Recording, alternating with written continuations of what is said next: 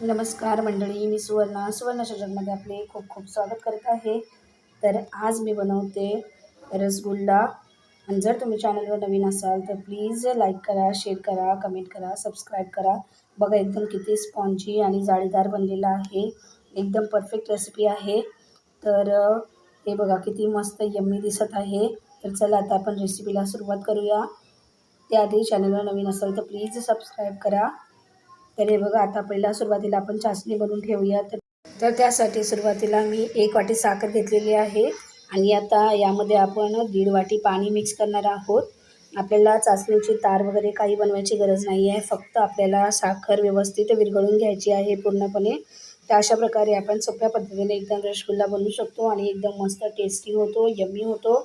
तर नक्कीच तुम्ही ट्राय करून बघा. हे बघा अशा प्रकारे आता आपल्याला फक्त साखर यामध्ये विरघळून घ्यायची आहे पूर्णपणे आणि गॅस बंद करायचा आहे. तर हे बघा आता याला मस्त उकळी आलेली आहे आणि साखरसुद्धा विरघळत आलेली आहे. याला एक टाईम लागतो बनायला, पण ही रेसिपी एकदम परफेक्ट आहे. मेजरमेंट मी परफेक्ट सांगितलेलं आहे आणि एकदम मस्त बनते. तर नक्कीच तुम्ही ट्राय करा. स्पॉन्जी रसगुल्ला बनतो एकदम. अशा प्रकारे हे बघा साखर आता यामध्ये व्यवस्थित मेल्टसुद्धा व्हायला लागलेली आहे आणि याला मस्त उकळी आलेली आहे. तर हे बघा आपल्याला आता साखर विरघळली की गॅस बंद करायचा आहे आणि याला एक साईडला ठेवून द्यायचं आहे. तर हे बघा आता व्यवस्थित चाचणी बनलेली आहे. त्याला मी साईडला ठेवून देते आणि आता आपण रसगुल्ला बनवण्यासाठी दूध फाडायला घेऊया. तर त्यासाठी मी 1 लिटर दूध गरम करायला ठेवलं होतं. दुधाला मस्त व्यवस्थित उकळी येऊन द्यायची आहे अशा प्रकारे. आणि आपल्याला आता यामध्ये विनेगर किंवा लिंबाचा रस घालायचा आहे. तर मी थोडासा लिंबाचा रस घातलेला आहे यामध्ये आणि दुधाला व्यवस्थित फाडून घेतलेलं आहे. एक लिंबाचा रस घ्यायचा आणि त्यामध्ये थोडंसं पाणी घालायचं आणि थोडं थोडं करून आपल्याला दुधामध्ये घालून घ्यायचं आहे आणि दूध व्यवस्थित फाडून घ्यायचं आहे. अशा प्रकारे आपल्याला दुधाचं पनीर बनवून घ्यायचं आहे. हे बघा आता पनीर बनवून झालेलं आहे. तर आपण आता काय करूया, याला व्यवस्थित कपड्याने गाळून घेऊया जेणेकरून पाणी पाणी एक साईडला होईल आणि पनीर एक साईडला होईल. अशा प्रकारे एकदम सोप्या पद्धतीने तुम्ही पनीर बनवू शकता. तर मी इथे लिंबाचा वापर केलेला आहे, विनेगर वापरलेला नाही आहे. तर हे बघा सर्व आपण यामध्ये कपड्यामध्ये काढून घेऊयात आणि त्यानंतर याला स्वच्छ थंड पाण्याने धुवून घेऊयात.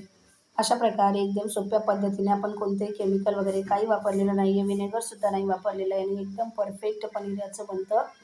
तर हे बघा आता व्यवस्थित मी याचं पाणी काढून घेते पहिल्यांदा. अशा प्रकारे एकदम सोप्या पद्धतीने तुम्ही ह्याच्या घरीच पनीर बनवू शकता आणि तेही विना कोणत्या केमिकलचं, कोणत्याही झंझट नाही, मेहनत नाही. एकदम सोपी रेसिपी आहे.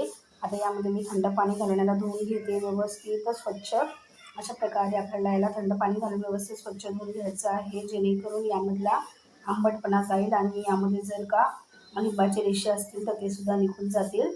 म्हणून याला 1-2-3 वेळा आपल्याला थंड पाणी टाकून धुवून घ्यायचं आहे. अशा प्रकारे एकदम सोप्या पद्धतीने आपण पनीर बनवू शकतो. तर हे बघा आता व्यवस्थित त्याला मी थंड पाणी टाकून धुवून घेतलेलं आहे आणि आता यामधलं पाणी व्यवस्थित आपल्याला काढून घ्यायचं आहे जेणेकरून यामध्ये मॉइश्चर कमी होईल.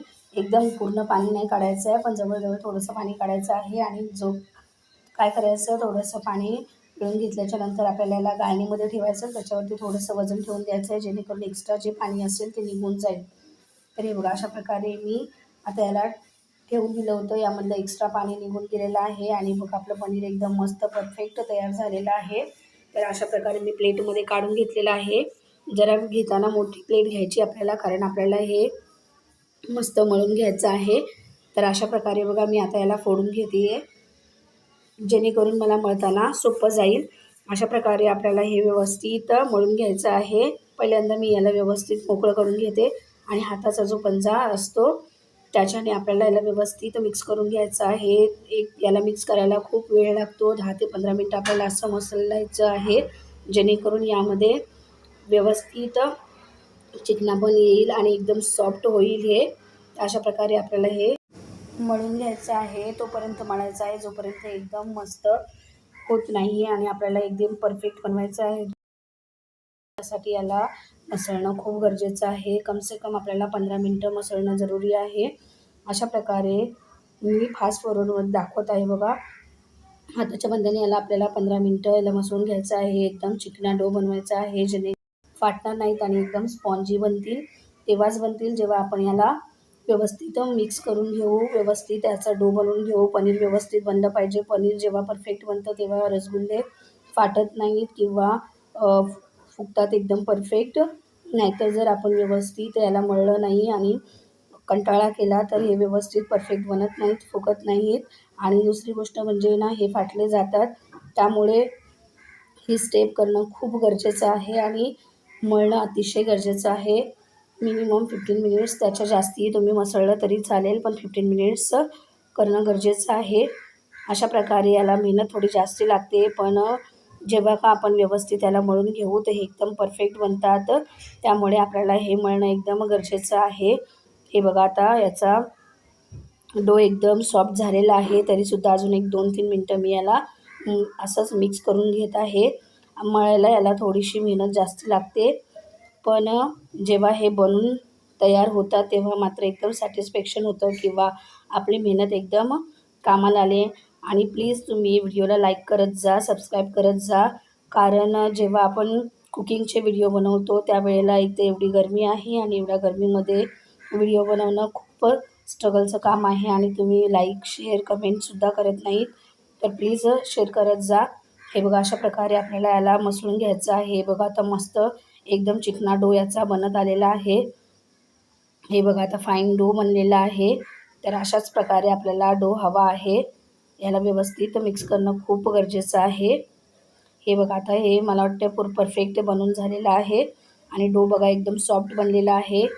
तर आता याचे आपण रसगुल्ले बनवून घेऊया. तर अशा प्रकारे लहान लहान बॉल्स बनवून घेते मी. आणि हे एकदम बनवताना आपल्याला लक्ष ठेवायचं आहे की यामध्ये क्रॅक्स नाही आले पाहिजेत. जर क्रॅक्स आले तर हे फाटले जातात आणि मग व्यवस्थित होत नाहीत. त्यामुळे आपल्याला अशाच प्रकारे सर्व रसगुल्ले बनवून घ्यायचे आहेत. हे बघा, सर्व बनवून झालेले आहेत. आता मी चाचणी बनवते. तर यासाठी मी 1 लिटर पाणी घेतलेलं आहे आणि यामध्ये 1.5 वाटी साखर घातलेली आहे. आपण ज्या वाटीने पहिल्यांदा मेजरमेंट घेतलं होतं त्याच वाटीने आतासुद्धा मेजरमेंट घेतलेलं आहे. हा रेशो एकदम परफेक्ट आहे. तर अशा प्रकारे आता याला व्यवस्थित मिक्स करून घ्यायचं आहे. याचीसुद्धा आपल्याला चाचणी बनवायची नाही आहे. फक्त आपल्याला काय करायचं आहे की साखर व्यवस्थित विरघळून घ्यायची आहे.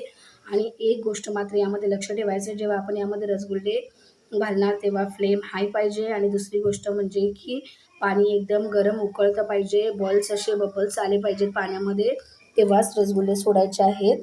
जर आपण पाणी व्यवस्थित गरम केलं नाही आणि रसगुल्ले सोडले तर रसगुल्ले यामध्ये चुरा होऊन जातील. तर अशा प्रकारे हे बघा, पाणी एकदम उकळत आहे. गॅसचा फ्लेम हाय आहे आणि यामध्ये मी सर्व रसगुल्ले घालून घेते अशा प्रकारे, जेणेकरून रसगुल्ले व्यवस्थित फुलतील. आणि दुसरी गोष्ट म्हणजे ज्या वेळेला आपण यामध्ये रसगुल्ले घालतो ते रसगुल्ले एकदम असे बघा वरती तरंगतात, खाली बसत नाही. तर अशा प्रकारेच आपल्याला हवं आहे. आता यावरती मी झाकण ठेवते.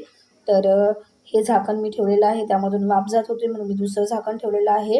आणि जेव्हा आपण झाकण ठेवतो तर आपल्याला मिनिमम 10 मिनिट्स झाकण काढायचंच नाही आहे. हे बघा, 10 to 15 मिनिट्स. 15 मिनिट्सच्या नंतर हे बघा, रसगुल्ले किती मस्त यम्मी दिसत आहेत. एकदम फुलून डबल साईजमध्ये झालेले आहेत. आता यांना आपण चेक करूया शिजलेत की नाही. तर त्यासाठी मी 1 वाटीभर पाणी घेतलेलं आहे साधं आणि त्यामध्ये रसगुल्ला घातलेला आहे. हे बघा, रसगुल्ला आता एकदम खालीच बसतोय, वरती तरंगत नाही, म्हणजे आपले रसगुल्ले तयार झालेले आहेत. तर आपण आता जे सुरुवातीला पाक बनवून ठेवला होता त्यामध्ये सर्व रसगुल्ले घालून घ्यायचे आहेत. अशा प्रकारे एकदम सोपी रेसिपी आहे. फक्त यामध्ये मळताना थोडी मेहनत जास्ती आहे.